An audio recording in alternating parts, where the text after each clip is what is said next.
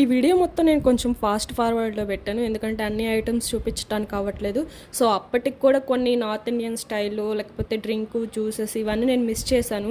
అవి కూడా పెడితే ఇంకా చాలా టైం పడుతుంది వీడియో. నేను ఫస్ట్ అయితే అన్ని స్టార్టర్సే పెట్టుకున్నాను, అన్నీ అదొకటి పెట్టుకుంటేనే ప్లేట్ అంతా నిండిపోయింది.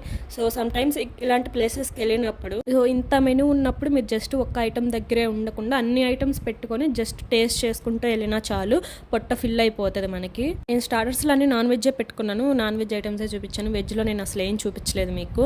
సో నాన్ వెజ్ తిన్నాక నేను మళ్ళీ ఐస్ క్రీమ్స్ డిజర్ట్స్ ఉంటాయి కదా, స్వీట్స్ అవి పెట్టుకున్నాను. అవి తిన్నాక నేను బిర్యానీ ట్రై చేశాను.